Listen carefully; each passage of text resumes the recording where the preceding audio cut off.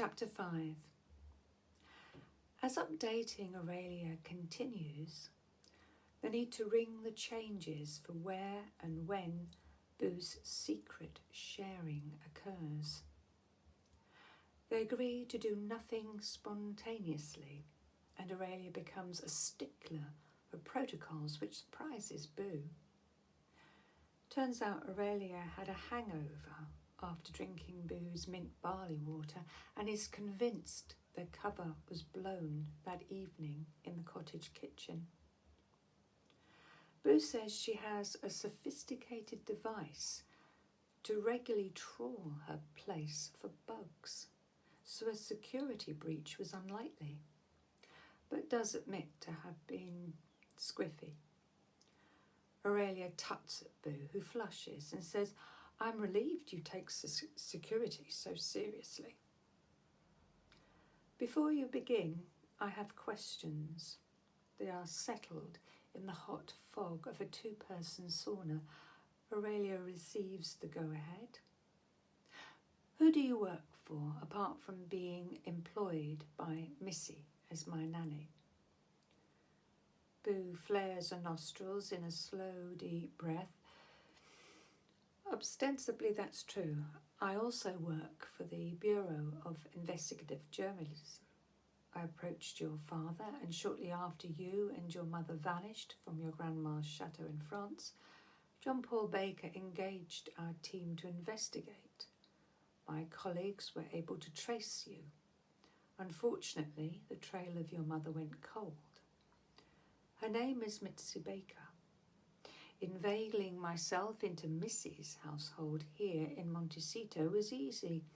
I simply made myself conveniently available on nights when you were howling your head off. Then Missy was more than happy for you to sleep over with me in the cottage. Pale with astonishment, Aurelia's face drops. Does my father know where I am? Of course. Obviously, he's desperate to have you back. However, your mother's whereabouts remain a concern. At the get-go, we had an analyst examine Mrs. psychological profile. Their report concluded that repatriating you might compromise locating your mother. Aurelia opens her mouth to speak, but Boo holds up a palm. You should be aware. We have contacts in the intelligence services, and given the nature of Mrs. Project, my team have fears about her clandestine activities. I must be honest. Your safety cannot always be our top priority. You've been reporting to my father? Boo nods. You might put the argument to Missy Mitzi that now you are at college, you wish to live separately as an adult, and that could open the way for us to get you home. Aurelia wipes her neck and chest with a towel. I'm suddenly too hot in here. They leave the sauna. A thought occurs as they head down a corridor to the plunge pool, and Aurelia calls over her shoulder, "If I leave off living with Agrin and Missy, I'll lose opportunities, as you say, for intrusive surveillance." After a cold shower, they meet at an outdoor table, and Boo brings sparkling water from the cafeteria counter. Once seated, Boo says, "There's no need to deliberately put yourself in harm's way. After all, we've collected data on Missy from various sources for years, not least her father's diaries." When did you start harbouring reservations about her? Aurelia has to think, and then jerks down the corners of her mouth with a shrug. Missy's always been a distant and strict parent. I feel you're the closest I have to a mum. Boo reaches to clasp Aurelia's hand to her bosom. Aurelia gently withdraws her hand. You say I've intuited something suspicious. Boo sighs. You'll have to trust me on that, because time is ticking. Yes, I must get back for my English literature. The next Sunday, Boo and Aurelia decide to hike to Tangerine Falls on the East Fork Trail. While enjoying the fresh air, they find a perch to watch silky water sliding over the steep brownish-pink sandstone. Boo had acquired a device to secure their conversation from being compromised by their phones. Even so, sound carries in the cool, dry air to such an extent it's possible to hear other people's voices at some distance. Boo plays some strange music on her phone to disrupt eavesdropping. That set, Aurelia relaxes and Boo quickly gains her rapt attention. One winter's day, when Missy Mitzi was 12, she attempted the trek to her family's remote stone bothy. This is located in a semi-desert strip near the sea where patches of Viper's bullgloss still grow. Her father, Naoli, still uses the bothy as a creative bolt hole. He is a perfumer, and listening to him while he worked was soothing to Missy's despondent frustrations.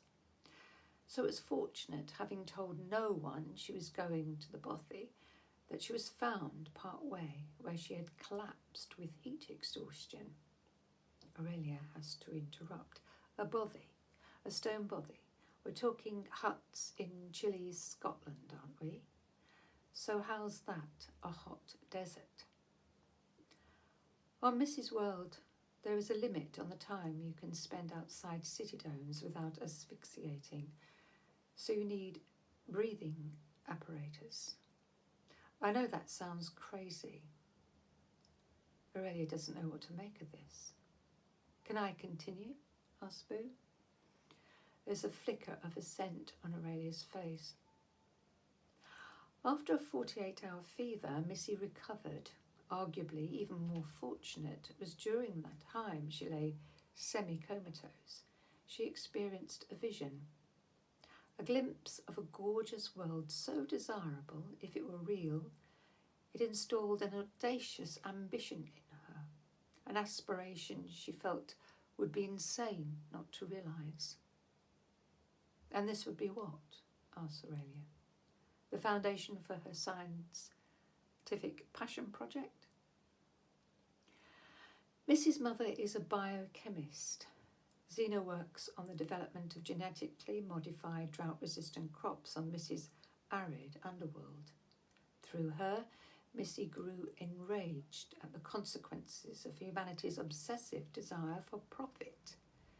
This she saw measured in the no-trouble plastic plants for inside and out, the sealed air-locked capsule houses with designer kitchens for baking only multi-layered synthetically coloured cakes. You see, people there prefer easy takeouts delivered in bloated, polluting vans.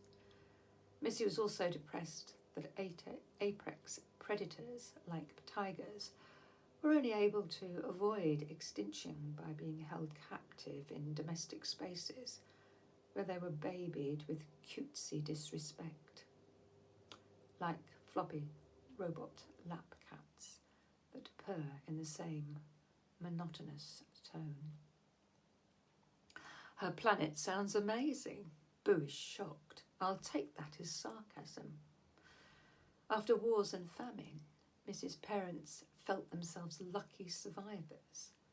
They shared grief at bringing an infertile child into a world where the sand for Homo sapiens is draining down the timer. You see, in around a century on Missy's Underworld Earth, humans will have died out.